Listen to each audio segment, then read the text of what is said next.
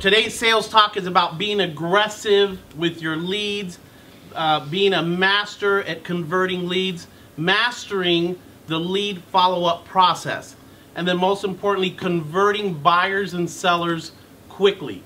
You know, converting buyers, getting them under contract, and then moving on to the next, finding the next buyer and seller. The first question though is who has a tremendous amount of listing seller leads at this time. So who has a lot of seller leads right now? Okay, not too many, looks like. Who has a lot of buyer leads at this time? Okay, so we got quite a few. Almost everybody has a tremendous amount of buyer leads. Okay, are your leads ready to buy or sell within the next 7 to 10 days?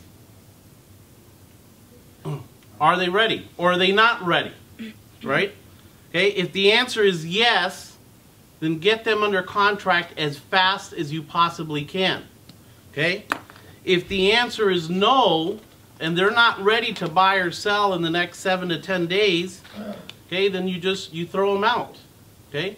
It's okay to throw out leads who are not ready to make a decision right now. You know, spending too much time cultivating leads that are not highly motivated can be a big drain on your business and cost you a tremendous amount of money. If the buyer or seller is ready to sign a contract today, are you the one that is making that call to them? There's sellers out there ready to list their property today. Are you the one that's getting in front of them? The stack of leads that you have, okay, are you the one, that stack of leads, and there's one that's ready to make a decision right now, are you the one that's calling them, or is somebody else giving that call? Okay, think about that. Are you the one that is setting an appointment right now, or is it your competitor that's setting an appointment? Are you the one that is asking for the sale, right? Are you the one that is aggressively closing and closing and closing to get a contract signed? Right? Think about that. Lead follow-up, mastering the lead follow-up process. Are you tracking how many times you have called your lead, and you have an expiration date, okay, of when you will throw that lead away? How long are you holding on to those leads? John Dominic, how long do you keep a lead for? Okay, so too long. So 7 to 10 is the definition. 7 to 10 days. They don't. Maybe a little longer. Okay, all right. So we need to stop holding on to business that is just not going to happen. Okay. So what type of lead follow-up system do you have? Okay. What is the system that you have? Do you have a system?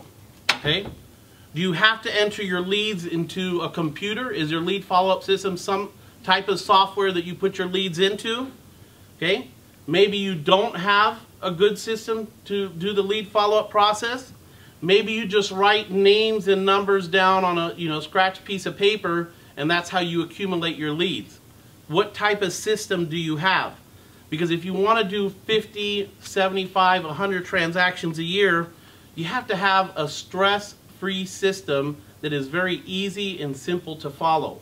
You know, putting a lead on a 3x5 card while you're having a conversation with a potential buyer or seller, very simple to just write their name, number, put the expiration date, the date that lead was created, the source of that lead, and a few notes about that lead.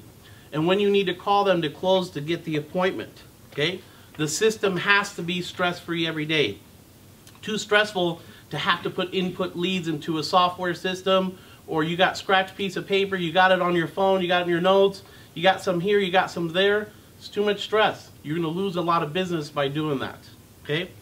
When you tell a seller, I'll follow up with you on Friday at 1 p.m., you better make sure that that call happens on Friday at 1 p.m. All right? So if you're telling them you're going to call a certain time, make sure that you're calling them. If the seller says, I'll have an answer for you by Saturday, you know, whether I'm ready to buy or sell, you better be that first call on Saturday morning, right?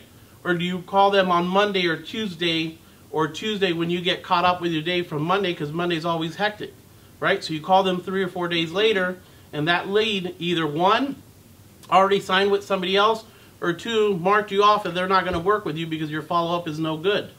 Think about that, okay? Mastering the lead follow-up process. If you send your buyer to the lender on Tuesday at 1 p.m. for an appointment or an approval, you need to be calling at 2:30 and following up with that buyer and say, did you get approved? Calling the lender and say, did you approve my buyer? Are they ready to go? Then what happens there? You should be setting that appointment for the same day or the next day while they're motivated to take action. Does that make sense? Okay? How strong is the lead follow-up process? Because that's an important part of your business, right? Creating urgency is the name of the game when you're dealing with highly motivated buyers and sellers. Creating urgency, right? So you're always creating urgency. Now, you try creating urgency with a buyer or seller who is not motivated, okay? And at the end of the day, if they're not motivated and they're not ready to make a decision, you're just wasting your time. Create all the urgency you want with people who are not ready to make a decision right now, and you're wasting your time. That's where you got to get into the habit of throwing leads away, okay? Spend your time on looking for someone who is highly motivated to take action right now. Spend your whole day doing lead generation. You're generating leads, okay? Spend your day prospecting, calling expireds, calling for sale by owners. You know, I know Nestor was working for sale by owners yesterday, knocking on doors, calling them, being aggressive with them, okay? Calling past clients. I know that JP is working his database, calling his past clients every day, working it, right? He's being aggressive with his database. He's lasered focused on that because he has a gold mine there. Okay, calling around your listings. We're taking so much listings from purely cold calling. You know how many listings we're taking? Weekly, we're taking, you know, 2, 3, 4, 5 listings from cold calling. We don't put it on GroupMe because it's too much and I don't hear all the news all the time, but I'll tell you through cold calling, we're producing a tremendous amount of business for the company. Okay, door knocking. Door knocking is probably the single most highest source of creating business, creating listings, creating buyers through door knocking. Okay, a very aggressive style. Putting postcards in front of the door. You know, going out, instead of knocking on door, you know, waiting for somebody to answer, you're putting these cards out in front of the door and you're covering, you know, 5 or 10 times more territory, right? You know, are you spending your time doing lead generation? Okay? Then you're prospecting, and then you identify someone who is ready to sell or buy right now, okay? All you need is really 1 or 2 great leads per week to do 50 to 100 transactions a year. That's all you need, okay? I had a seller call me last Wednesday. So I looked you up. I want to sell a bunch of properties that I have and I'm ready to sell. Well, you guys know I don't list and sell anymore. But he has 15 or 16, you know, properties that he wants to sell. So I pushed him to Monday, yesterday, because I was out of town Thursday and Friday. I said, come see me on Monday. You know, I sold him on why he wants to wait because he's highly motivated, so you want to take action immediately. I sat with him yesterday, okay, and he is highly motivated to move the properties that he has because it hasn't been working out with the prior agent, right? He called, I converted, comes in, okay, and a lot of the questions that he asked on Wednesday of last week about advertising, marketing, and things like that wasn't even important to him when we sat down yesterday. It was having the right agent, was asking the right question of what was important for him, okay?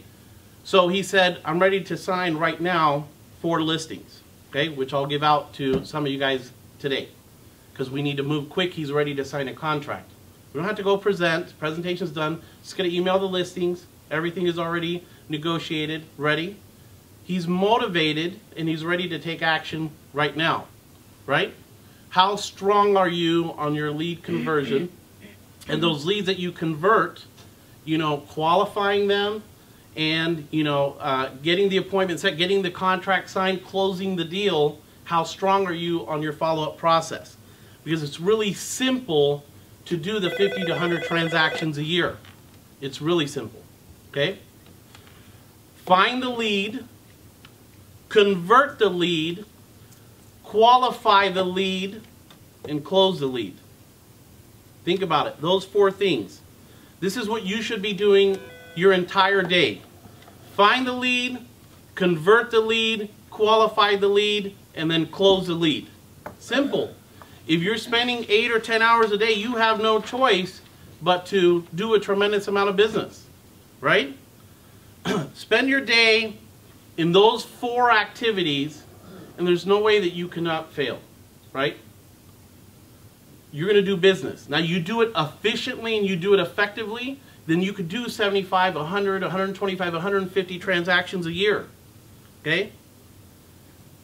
You own your success, and it's 100% on you and nobody else. Really, it really does fall on you. We're providing the information, we're providing the environment, we're providing the blueprints, we're providing all that for you, but it's 100% on you whether you succeed or you fail. And if you do those 4 things and you're executing every day on the information that we're providing you, okay, then success is naturally going to happen. And we're counting on you. Your broker knows that if you're executing, okay, that we know you're going to succeed. So we're counting on you to do those things. Your staff and the team members that we have that's going to continue growing is going to continue growing because their success relies and falls on your success and what you guys are doing. Okay? Your sales team, your team members here in the environment are counting on you and your success. We feed off of your success. You guys are successful. John, you're taking listings every, once a week. Nessa, you're out there hustling FSBOs and expireds. Ace, you're jamming on the phones and you're doing what you're doing, and we're working together. We feed off of that, all of us, okay? So you guys are our support as we are your support, right? And we need that energy, okay? Your family is counting on you to be a success. Because if you're not a success, then again, it affects everybody. So this is, this is definitely your time. This market is identical to the market was 15 years ago. And that's what we have been waiting because we've been through, 8 years of the distressed market, right? Elizabeth mentioned this morning that there is something like 500 REOs, 450 or something like that. So it's basically the REO market is 5% of the total inventory of today. If I go back 15 years ago, before 2004, okay, the inventory of REO was about 3%, right? We're like almost in the same market. And this is the market that we have been wishing for and trying to get out of the last 8 years. Now we're in that market. And it's your time, it's your opportunity to succeed, okay? It's your year. We're behind you 100%. Let's make this happen.